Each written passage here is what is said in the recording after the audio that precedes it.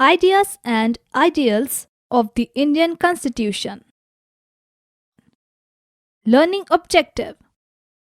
Ideas and Ideals of the India, as you know, was under British rule for almost 200 years. Under British rule, we were compelled to obey laws that favored our rulers and not us. In 1940, a group of some of the wisest thinkers of India was elected to form a constituent assembly, whose main purpose was to frame a constitution for independent India. They had to draft the constitution keeping in mind the needs and the aspirations of the various ethnic, religious, linguistic, and cultural groups that made up India. Key feature of the Constitution. The Preamble. Our Constitution begins with a preface or introduction called the Preamble. It highlights the goals and aspirations of the Indian people. Now let us understand what the terms used actually mean. Sovereign. Sovereign means that India is now independent. It is no longer governed by any external authority and is its own master. Socialist. Everyone is given equal opportunities to make use of the resources of the country. It was hoped that this would narrow the divide between the rich and the poor. Secular. There is no discrimination on the basis of religion. All religions are treated equally. Democratic. The people of India govern themselves through their elected representatives. Elections are conducted at regular intervals and the people can change the government if they are so desire in the elections.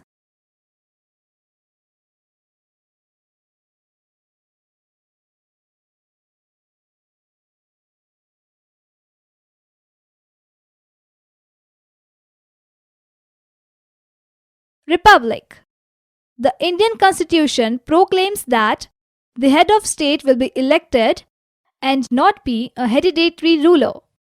Thus, we have a president who is elected and has a fixed term of office.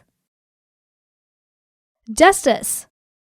The Indian Constitution strives to ensure an equitable and just society by reducing economic and social inequalities. For example, reservations are given to those who belong to scheduled caste and scheduled tribes in educational institutions, government jobs, etc. Liberty. The Constitution gives the citizens the freedom to express their opinion and also choose the occupation of their choice. Equality. All citizens are considered equal before law.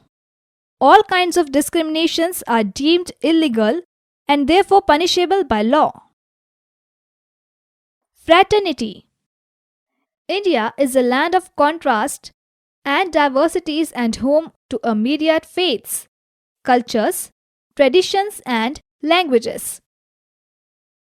To preserve the unity and oneness of India, it is necessary to develop a sense of fraternity or brotherhood among the people of India.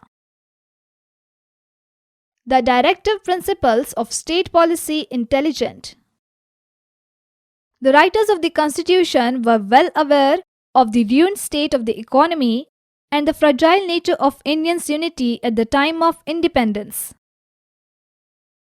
So though they wanted to legislate or make laws on subjects like reservation of seats for the scheduled caste, tribes and women, compulsory education for all children, etc., they knew India did not have the resources for it. So they created a set of guidelines which incorporated these ideals. The guidelines were called the Directive Principles of State Policy. Every government which comes to power is expected to be guided by these principles when making policies and laws. For example, the directive principles direct the state to provide free and compulsory education for all up to the age of 14 and the need to have a uniform civil law for all religion. But the directive principles cannot be enforced in a court of law. The government cannot be sued in a court of law for failing to fulfill any of the ideals mentioned in the directive principle. That is all in this topic. Keep learning. In the next topic, we will learn about the fundamental rights and fundamental duties assured by the Constitution of India to its citizens. Till then, keep learning.